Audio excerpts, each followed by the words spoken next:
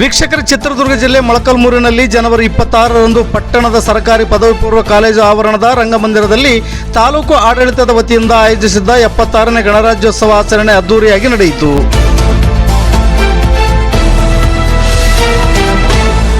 ಕಾರ್ಯಕ್ರಮದಲ್ಲಿ ಶಾಸಕರಾದ ಎನ್.ವೈ. ಗೋಪಾಲಕೃಷ್ಣರವರು ಈ ಕಾರ್ಯಕ್ರಮದ ಅಧ್ಯಕ್ಷತೆ ವಹಿಸಿ ಮಾತನಾಡಿ, ದೇಶದ ಸರ್ವ ಸಮುದಾಯದವರು ಸಾರ್ವಭೌಮತೆಯ ಹಕ್ಕನ್ನು ಪ್ರತಿಪಾದಿಸಲು ಬಾಬಾ ಸಾಹೇಬ್ ಅಂಬೇಡ್ಕರ್ ಅವರು ರಚಿಸಿ ಈ ದೇಶಕ್ಕೆ ನೀಡಿರುವ ಭಾರತದ ಸಂವಿಧಾನವು ಈ ದೇಶದ ಪ್ರತಿಯೊಬ್ಬ ಮೂಲ ನಿವಾಸಿಗಳ ಭಗವದ್ಗೀತೆ ಆಗಿದೆ ಎಂದು ತಿಳಿಸಿದರು.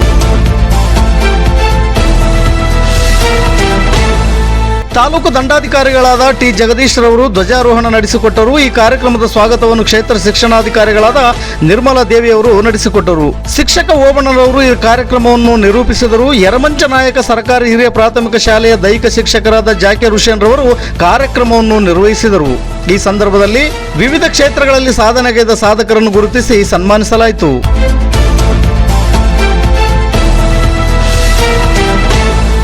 ಕಾರ್ಯಕ್ರಮದ ಮುಖ್ಯ ಅತಿಥಿಗಳಾಗಿ ಶ್ರೀಮತಿ ಲೀಲಾವತಿ, ಅಧ್ಯಕ್ಷರು ಮೊಳಕಾಲ್ಮೂರು ಪಟ್ಟಣ ಪಂಚಾಯಿತಿ, ಲಕ್ಷ್ಮಣ ತಳವಾರ್, ಉಪನಿರ್ದೇಶಕರು ಜವಳಿ ಮತ್ತು ಕೈಮಗ್ಗ ಇಲಾಖೆ ಚಿತ್ರದುರ್ಗ ಹಾಗೂ ಆಡಳಿತ ಅಧಿಕಾರಿಗಳು ತಾಲೂಕು ಪಂಚಾಯಿತಿ ಮೊಳಕಾಲ್ಮೂರು, ಹನುಮಂತಪ್ಪ ಎಚ್, ಕಾರ್ಯನಿರ್ವಾಹಕ ಅಧಿಕಾರಿಗಳು ತಾಲೂಕು ಪಂಚಾಯಿತಿ ಮೊಳಕಾಲ್ಮೂರು, ವಸಂತ್ ವಿ, ಅಸೂದೆ ಆರಕ್ಷಕ ವೃತ್ತ ನಿರೀಕ್ಷಕರು ಮೊಳಕಾಲ್ಮೂರು, ಪಿ. ಪಾಲಯ್ಯ, ಮುಖ್ಯಾಧಿಕಾರಿಗಳು ಪಟ್ಟಣ ಪಂಚಾಯಿತಿ ಮೊಳಕಾಲ್ಮೂರು ರವರು ಸೇರಿದಂತೆ ಕಾರ್ಯಕ್ರಮದಲ್ಲಿ ಎಲ್ಲ ಇಲಾಖೆಯ ಅಧಿಕಾರಿಗಳು, ಜನಪ್ರತಿನಿಧಿಗಳು, ಶಾಲಾ ಕಾಲೇಜು ಮುಖ್ಯ ಗುರುಗಳು, ಸಹ ಶಿಕ್ಷಕರು ಮತ್ತು ಶಾಲಾ ಕಾಲೇಜು ವಿದ್ಯಾರ್ಥಿನಿಯರು ಉಪಸ್ಥಿತರಿದ್ದರು.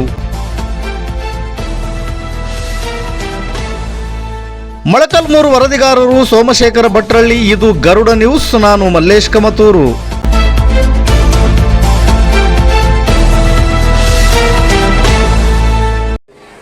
ಗಣ ಎಂದರೆ ಗುಂಪು ಎಂದರ್ಥ.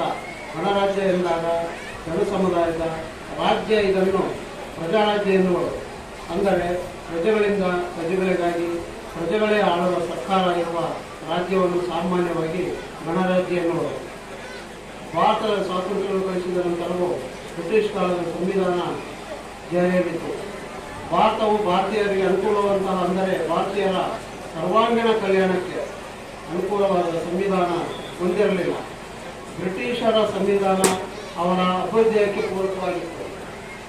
ಇದನ್ನು ಮನಗಂಡ ಸ್ವಾತಂತ್ರ್ಯ ಭಾರತದ ಜನನಾಯಕರಾದ ಪ್ರಥಮ ರಾಷ್ಟ್ರಾಧ್ಯಕ್ಷರಾದ ಬಾಬು ರಾಜೇಂದ್ರ ಪ್ರಸಾದ್ ಅಧ್ಯಕ್ಷತೆಯಲ್ಲಿ ಭಾರತದ ತಮ್ಮದೇ ರೀತಿಯ ಸಂವಿಧಾನ ರೂಪಿಸಲು ಒಂದು ಸಮಿತಿಯನ್ನು ನೇಮಿಸಿತು. ಈ ಸಮಿತಿಗೆ ಬಾಬಾ ಸಾಹೇಬ್ ಡಾಕ್ಟರ್ ಬಿ.ಆರ್. ಅಂಬೇಡ್ಕರ್ ಅವರನ್ನು ಅಧ್ಯಕ್ಷರಾಗಿಸಿದರು. ತಮ್ಮ ಸಮಿತಿಯ ಸದಸ್ಯರೊಂದಿಗೆ ದೀರ್ಘಕಾಲ ಚರ್ಚಿಸಿ ಸಂವಿಧಾನ ರಚನಾ ಕಾರ್ಯವನ್ನು ಮುಗಿಸಿದರು. ಭಾರತೀಯ ಸಂವಿಧಾನಕ್ಕೆ ತನ್ನದೇ ಆದ ರೂಪುರೇಷೆಯನ್ನು ನೀಡಿದರು. ಈ ಸಂವಿಧಾನದ ನಿಯಮಗಳಲ್ಲಿ ಅತಿ ಮುಖ್ಯವಾದವೆಂದರೆ ವಾಕ್ ಸ್ವಾತಂತ್ರ್ಯ. ಬ್ರಿಟಿಷರ ಕಾಲದಲ್ಲಿ ಭಾರತೀಯರಿಗೆ ಸ್ವತಂತ್ರವಾಗಿ ಮಾತನಾಡುವುದು, ಯಾವುದೇ ವಿಷಯದಲ್ಲಿ ತಮ್ಮ ಅಭಿಪ್ರಾಯವನ್ನು ವ್ಯಕ್ತಗೊಳಿಸಲು ಸ್ವಾತಂತ್ರ್ಯವಿರಲಿಲ್ಲ. ಆದರೆ ಭಾರತದ ಸಂವಿಧಾನವು ಭಾರತೀಯ ಪ್ರಥಮವಾಗಿ ಈ ಅಮೂಲ್ಯವಾದ ಸೌಲಭ್ಯವನ್ನು ನೀಡಿತು.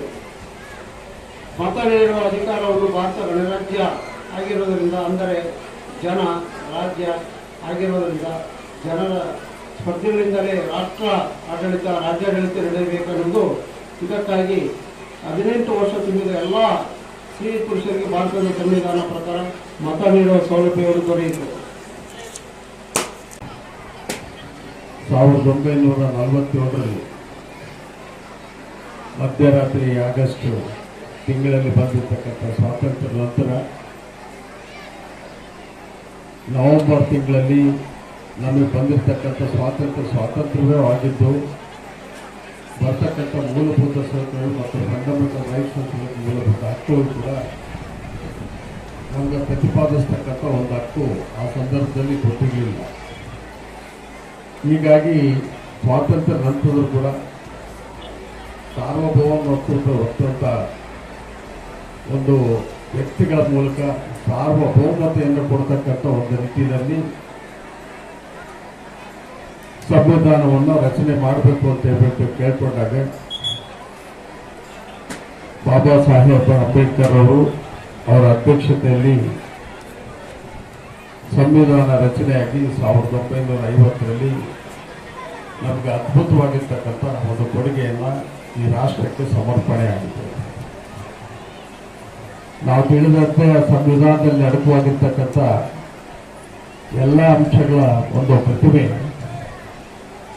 ಒಬ್ಬ ಜನಾಂಗಕ್ಕೆ ಸೀಮಿತವಾಗಿಲ್ಲ, ಅದು ಎಲ್ಲ ಜನಾಂಗಕ್ಕೂ ಸೀಮಿತವಾಗಿರ್ತಕ್ಕಂಥ ಒಂದು ಕಾರ್ಯಕ್ರಮ ಅದಾಗಿದೆ.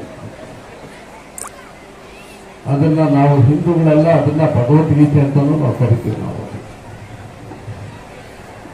ಆ ಸಂವಿಧಾನದಲ್ಲಿ ಬಂದಿರತಕ್ಕಂಥ ಈ ರಾಷ್ಟ್ರದಲ್ಲಿ ಈ ಭಾರತ ಭೂಮಿಯಲ್ಲಿ ಹುಟ್ಟಿರ್ತಕ್ಕಂಥ ಪ್ರತಿಯೊಬ್ಬ ವ್ಯಕ್ತಿ ಕೂಡ ಹಕ್ಕನ್ನು ಪ್ರತಿಪಾದಿಸತಕ್ಕಂಥ ಹಕ್ಕು ನಮ್ಮದು ಆಗಿರಲಿ ಅನ್ನೋ ಒಂದು ಉದ್ದೇಶಕ್ಕೆ ಎಲ್ಲ ಹಕ್ಕುಗಳನ್ನು ಕೊಡ್ತಕ್ಕಂಥ ಒಂದು ಸಂವಿಧಾನದ ರಚನೆ ಹಿನ್ನೆಲೆಯಲ್ಲಿ ಅದು ಒಂದು ಜಾತಿಗೆ ಸೀಮಿತವಾದೆ ಮುಸ್ಲಿಂ ಜನಾಂಗ ಆಗಿರ್ಬೋದು, ಕ್ರಿಶ್ಚಿಯನ್ ಜನಾಂಗ ಆಗಿರ್ಬೋದು, ಹಿಂದೂಗಳಾಗಿರ್ಬೋದು, ನಮ್ಮೆಲ್ಲರಿಗೂ ಸೇರಿಸಿ ಒಂದು ಗ್ರಂಥವನ್ನು ಬಿಡುಗಡೆ, ಅದು ಸಂವಿಧಾನದ ಒಂದು ಗ್ರಂಥ.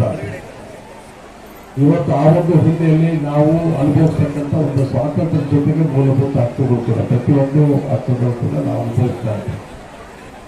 ಹೀಗಾಗಿ ಇಂಥ ರಾಜ್ಯೋತ್ಸವ 76 ವರ್ಷಗಳು ಕಳೆದರೂ ಕೂಡ ನಮ್ಮ ಸಿದ್ಧಾಂತವನ್ನ, ತತ್ವವನ್ನ, ನಮ್ಮ ಒಕ್ಕೂಟದ ವ್ಯವಸ್ಥೆಯನ್ನು ಕೂಡ ಅರ್ಥ ಮಾಡಿಕೊಂಡೆ ಕೆಲವು ಸಾಂದರ್ಭಿಕವಾಗಿರ್ತಕ್ಕಂಥ ಸಮಸ್ಯೆಗಳ ಹಿನ್ನೆಲೆಯನ್ನು ಇಟ್ಟುಕೊಂಡು ತಮ್ಮದೇ ಆಗಿರ್ತಕ್ಕಂಥ ಒಂದು ಜಾತಿ ಜನಾಂಗದ ವ್ಯವಸ್ಥೆಗಳು ಅವ್ಯವಸ್ಥೆಯಾಗಿ ಕಂಡು ಬರ್ತಕ್ಕಂಥ ಈ ಸಮಾಜದಲ್ಲಿ ನಾವು ಇತ್ತೀಚೆಗೆ ಕಾಣ್ತಾ ಇದ್ದೀವಿ. ಇದು ಯಾವತ್ತಿದ್ರೂ ಕೂಡ ಈ ದೇಶಕ್ಕೆ ಮಾರಕವಾಗಿ ಉಳಿಯುತ್ತದೆ, ಅದರ ಬಗ್ಗೆ ಇನ್ನೂ ನಮಗೆ ಅನುಕೂಲ ಆಗ್ತಕ್ಕಂಥ ಒಂದು ಹಿನ್ನೆಲೆ ಅದಾಗುತ್ತಿಲ್ಲ. ಹೀಗಾಗಿ ಜಾತ್ಯಾತೀತರನ್ನು ಹೋಗಲಾಡಿಸಿ ನಾವೆಲ್ಲ ಭಾರತೀಯರು ಒಂದು ಅನ್ನೋ ಭಾವನೆಯನ್ನು ನಾವು ಪಡ್ಕೊಳ್ಳೋವರೆಗೂ ಮಹಾತ್ಮ ಗಾಂಧಿಯರ ಹೋರಾಟ ಸಲುವಾಗಿ ಬಂದಿರತಕ್ಕಂಥ ಸ್ವಾತಂತ್ರ್ಯವನ್ನು ನಾವು ಅನುಭವಿಸೋವರೆಗೂ ಸ್ವಾತಂತ್ರ್ಯಕ್ಕೂ ಒಂದು ಗೌರವ ಇರಲ್ಲ. ಅದೇ ರೀತಿಯಲ್ಲಿ ಅವರು ಹೋರಾಟಕ್ಕೆ ಮಾಡಿರ್ತಕ್ಕಂಥ ಈ ಪುಣ್ಯವಂತರು ಕೂಡ ಮಾಡಿರ್ತಕ್ಕಂಥ ತ್ಯಾಗದ ಒಂದು ಬಲಿದಾನವನ್ನು ನೆನೆಸ್ಕೊಂಡು ಅವ್ರಿಗೂ ಒಂದು ಫಲ ಸಿಗ್ತಕ್ಕಂಥ ಒಂದು ಹಿನ್ನೆಲೆ ಇಟ್ಕೊಂಡು ಕೊಟ್ಟಿರ್ತಕ್ಕಂಥ ಸಂವಿಧಾನ ಕೂಡ ನಾವು ಸಮರ್ಪಕವಾಗಿ ಉಪಯೋಗಿಸ್ಕೊಳ್ಳೋಂಥ ಒಂದು ಕೆಲಸ ನಮ್ದು ಆಗಬೇಕಿದೆ. ಬಾಬಾ ಸಾಹೇಬ್ ಅಂಬೇಡ್ಕರ್ ಅವರು ಬಹಳಷ್ಟು ಕಷ್ಟದ ದಿನಗಳಲ್ಲಿ, ಕಷ್ಟದ ಒಂದು ಸಮಾಜದಲ್ಲಿ, ಕಷ್ಟದಿಂದ ಬಂದಿರತಕ್ಕಂಥ ಒಂದು ಕುಟುಂಬದಲ್ಲಿ ಹುಟ್ಟಿ ತಾನು ಸ್ವಾರ್ಥಕತೆಯನ್ನ ಅನುಭವಿಸ್ತದೆ, ನಿಸ್ವಾರ್ಥತೆಯಿಂದ ಇಡೀ ದೇಶಕ್ಕೋಸ್ಕರ ಸಮರ್ಪಣೆ ಕೊಟ್ಟು ಆ ದಿವಸ ಹೋರಾಡೋದಕ್ಕೋಸ್ಕರ ನಾವು ಇವತ್ತು ಕಾರ್ಯಕ್ರಮನ 76ನೇ ಗಣರಾಜ್ಯೋತ್ಸವದ ಒಂದು ಸಂದರ್ಭದಲ್ಲಿ ಇಡೀ ರಾಷ್ಟ್ರನೇ ನಾವು ನೋಡ್ತಕ್ಕಂಥ ಒಂದು ಭವ್ಯವಾಗಿರ್ತಕ್ಕಂಥ ಒಂದು ಕಾರ್ಯಕ್ರಮ ಇದಾಗಿದೆ. ಈಗ ಮೊನ್ನೆ ನಾವು ಬೆಳಗಾವಿನಲ್ಲಿ ಕೂಡ ನಮ್ಮ ಕರ್ನಾಟಕ ಸರ್ಕಾರ ಮಾನ್ಯ ಸಿದ್ದರಾಮಯ್ಯ ಅವರು ಮುಖ್ಯಮಂತ್ರಿಗಳು,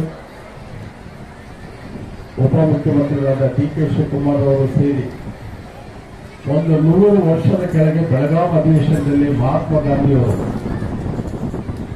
ಸ್ವಾತಂತ್ರ್ಯದ ಹೋರಾಟಕ್ಕೋಸ್ಕರ ತನ್ನ ಅಧ್ಯಕ್ಷತೆಯಲ್ಲಿ ನಡೆದಂತ ಒಂದು ಕಾಂಗ್ರೆಸ್ ಸಮಾವೇಶವನ್ನ ಆ ಒಂದು ದಿನದ ಒಂದು ಹಿನ್ನೆಲೆಯಲ್ಲಿ ಕೂಡ ಅದು ಜೀವಂತವಾಗಿ ಅದು ಮರಿಬಾರದು ಈ ದೇಶಕ್ಕೆ ಅಂತ ಹೇಳ್ಬಿಟ್ಟು ದೇಶದ ಕೊಡುಗೆಯನ್ನು ಕೊಡ್ತಕ್ಕಂಥ ನಮ್ಮ ರಾಜ್ಯದ ಒಂದು ಸರ್ಕಾರದ ಒಂದು ಅಂಗವಾಗಿ ಅದು ಯಾವುದೂ ಕೂಡ ನಾವು ಪರಿಗಣಿಸಿದೆ. ಅದನ್ನ ಮೊನ್ನೆ 21ನೇ ತಾರೀಕು ಅದನ್ನ ಜೈ ಭೀಮ್, ಜೈ ಭಾರತ್, ಜೈ ಮಹಾತ್ಮ ಅಂತ ಹೇಳ್ಬಿಟ್ಟು ಒಂದು ಕಾರ್ಯಕ್ರಮ ಅನುಷ್ಠಾನದಲ್ಲಿ ನಾವು ಅಚ್ಚು ಉಳಿತಕ್ಕಂಥ ಒಂದು ಕೆಲಸ ಕೂಡ, ಅದು ಪರ್ಮನೆಂಟ್ ಆಗಿರ್ತಕ್ಕಂಥ ಒಂದು ಕೆಲಸ ಕೂಡ ಕಾಂಗ್ರೆಸ್ ಅವರು ಮೊನ್ನೆ ಬಹಳ ಸಮರ್ಪಕವಾಗಿ ಆ ಕಾರ್ಯಕ್ರಮ ಮಾಡಿದ್ರು. ಹೀಗಾಗಿ ನಾನು ಕೇಳೋದಿಷ್ಟೇ, ಪೋಷಕರು ಕೂಡ ತಮ್ಮ ಪಾಠ ಪ್ರವಚನದಲ್ಲಿ ದೇಶಕ್ಕೋಸ್ಕರ ದುಡಿದಿರ್ತಕ್ಕಂಥ ಈ ತ್ಯಾಗಿಗಳ ಬಗ್ಗೆ ಒಂದಷ್ಟು ಅಂಶಗಳನ್ನು ಕೂಡ ಅವರು ತಿಳಿಸತಕ್ಕಂಥ ಕೆಲಸ ಮಾಡಿದ್ದು. ಬೆಳೀತಕ್ಕಂಥ ಮಕ್ಕಳಿಗೆ ಸ್ವತಂತ್ರ ಅಂದ್ರೆ ಗೊತ್ತಿಲ್ಲ, ಪ್ರಜಾತಂತ್ರದ ವ್ಯವಸ್ಥೆಯಲ್ಲಿ ಗಣರಾಜ್ಯೋತ್ಸವದ ಅಂಗವಾಗಿ ಬಂದಿರತಕ್ಕಂಥ ಅಡಕಗಳ ಬಗ್ಗೆ ಕೂಡ ನಮ್ಗೆ ಅರ್ಥವಾಗ್ತಾ ಇಲ್ಲ. ಅಂತ ಒಂದು ಹಿನ್ನೆಲೆಯಲ್ಲಿ ಕನಿಷ್ಠ ಒಂದು ಅರ್ಧ ಗಂಟೆನಾದರೂ ಅವರಿಗೆ ಪಾಠ ಪ್ರವಚನಗಳ ಮೂಲಕ ಅಂಬೇಡ್ಕರ್ ಯಾರು, ಮಹಾತ್ಮ ಗಾಂಧಿಯವರು ಯಾರು, ಸ್ವತಂತ್ರ ಏನಾಗಿತ್ತು, 200 ವರ್ಷಗಳ ಕೆಳಗೆ ನಮ್ಮನ್ನು ಬ್ರಿಟಿಷ್ನವರು ಆಳಿರ್ತಕ್ಕಂಥ ಸಂದರ್ಭಗಳು ಹೇಗಿತ್ತು, 200 ವರ್ಷಗಳ ಹೋರಾಟದ ಫಲವಾಗಿ ನಮಗೆ ಬಂದಿರತಕ್ಕಂಥ ಸ್ವಾತಂತ್ರ್ಯದ ಒಂದು ದಿನಾಚರಣೆಯ ಒಂದು